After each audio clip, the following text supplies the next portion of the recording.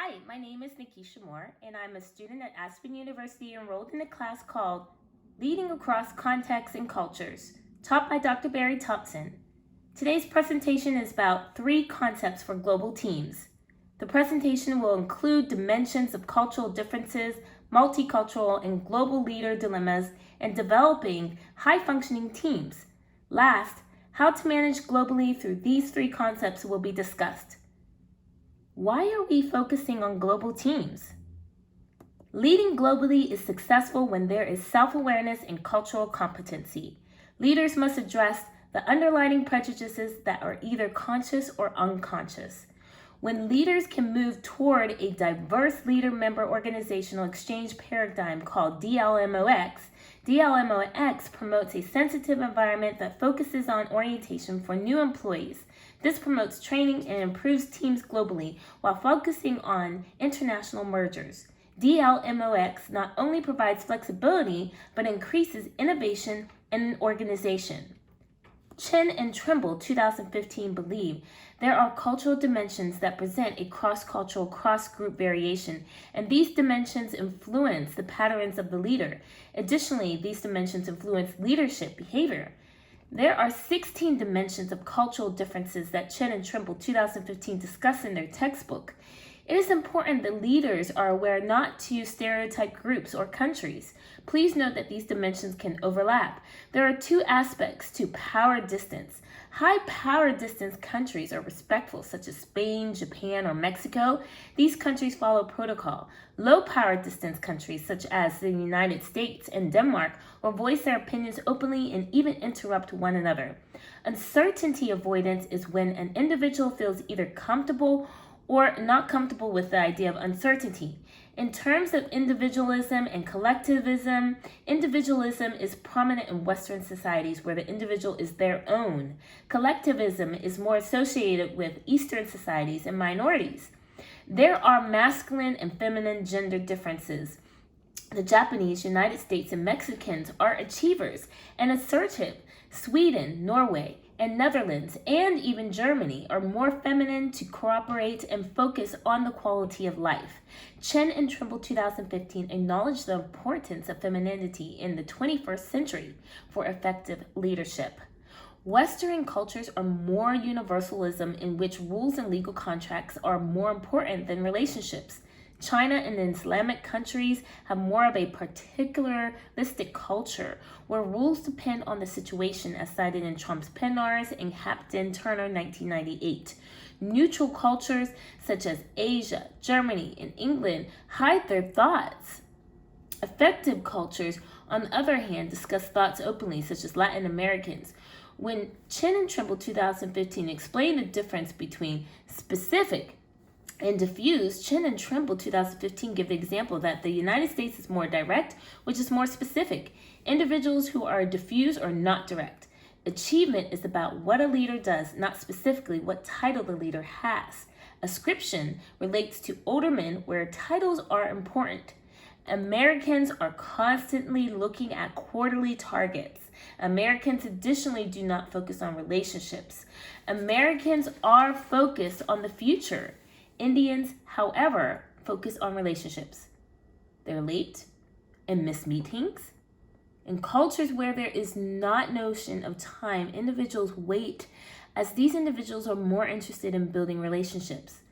When Chen and Trimble 2015 discuss internal control cultures, such as the Japanese or Native Americans, they believe in harmony with nature. Americans focus more on external control, which is around controlling nature or focusing on changing landscapes. Assertive individuals are tough and competitive. Competitive individuals are from Germany and Australia. Low assertive cultures are modest and involve cultures from Asia, Sweden, and New Zealand. Assertiveness is rude compared to low assertive societies. Any assertive training has been identified as behaving as men behave. Future orientation can happen due to current actions. For example, Singapore and Switzerland save for the future and spend as much time on a decision-making idea or situation as needed. Both Russia and Argentina are opposites. Future orientation is imperative for an organization's strategic planning. Singapore, Hong Kong, and the United States initiate rewarding for individual performance in an organization through development and training. Human orientation is when society rewards an individual for caring and being fair. Russia, Argentina, and Italy focus on belonging, whereas Spain, France, and West Germany, focus on power and possession. Humane orientation is self-sacrificing. However, individuals can be a role model to motivate other individuals. Targeted training models can help leaders be more effective who are women, Asian, or minorities. The training focuses on tackling challenges, understanding biases, understanding leadership, and developing awareness of perceived stereotypes. The Leaders Institute for Women in Psychology that helps train women do not focus attention on women playing in a man's arena. Training involves surveying, negotiating, mentoring, strategic planning, and the importance of self-care. The training also supports leaders to promote change. Training leaders to be multicultural and build a global environment not only values diversity, but leaders who are multicultural can build businesses. There are 8 multicultural and global leadership dimensions that both Chin and Trimble 2015 ascertained in their textbook. Self-awareness is identifying who the individual is, and this can be challenging for leaders. Leaders who have a moral compass are able to sustain their authenticity. These leaders remain ethical. However, continued development is a process. Image management occurs when social identities shape leadership behavior. A leader's image must present what individuals expect of the leader. Negotiation provides an arena of aggression and competition. Women negotiate less, for example, their salaries. Men are assertive in the amount of money they are to be paid. Before any negotiation, leaders must know what is going to be the outcome. Westerns are not personal and focus on business, as Easterns focus on relationships. The goals of communication is to perform, to negotiate, and reflect self-image. Nonverbal communication can communicate too. It is important not to have this miscommunication, as it is, quote, can be challenging when original intent of a person is different from the meaning received by another person, end quote. Chin and Trimble, 2015, page 230. 75% of managers consult and participate with their members of the organization when making a decision. Swedish managers have low authoritative decision making, and Israeli managers have high authoritative decision making. Women are more collaborative, however, in masculine environments, this type of style is viewed weak. Conflict can lead to innovation and creativity. Conflict can also solve problems. It is important to know that competing styles are not cooperative in the workplace. However, collaborating strategies are more of a win-win. Work cultures vary across countries and industries. For example, the Japanese management style focuses on confusion, social philosophy. Team building helps being innovative and different and bring different perspectives. Global teams that are diverse can create conflict. Leaders must address the underlying prejudices that are conscious or unconscious. Leading globally is successful when there is self-awareness and cultural competence, as mentioned before. So there are several ways to develop high-functioning teams. The first is knowledge, skills, and awareness, KSA.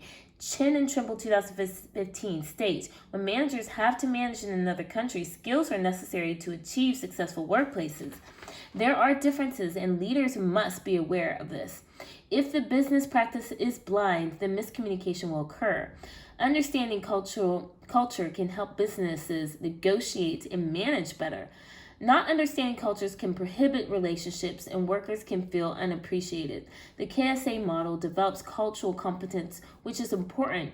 Knowledge is understanding cultural differences. Skills is having the ability to cross-culturally communicate. And awareness is when an individual has a sensitivity towards the attitudes and differences of other individuals. Leaders can have self-awareness training through the KSA model for self-assessment. Training that is involved in self-awareness is will give the leaders the ability to understand one's own strengths, exploit identity structures, understand dominant identities such as gender or dominance of, quote, white males as the norm, end quote, Chin and Trimble, 2015, page 215. Cultural identity is imperative as it goes beyond race and includes religion and occupation. Awareness of opportunities learned from life experiences can help the leader have a passion. And these components will help the leader be more self-aware, especially in the self-awareness training program. Managing globally through these three concepts are related to each other. Leaders can become multicultural or interculturally competent. The purpose of diversity leadership training has different training concepts that are required. However, these leaders can bring live experiences to their leadership. Leaders must promote an inclusive culture regardless of social group. Moreover, diversity leadership is a learned skill. When the leaders are self-assess through the KSA model, then leaders' commitment and motivation will immediately follow. The dimensions of cultural differences focuses on leadership training, awareness, skills, and knowledge. Targeted training on women or minorities can address the needs of these groups or subgroups. Other ways to manage globally is when leaders have intercultural competence, Bennett 2016.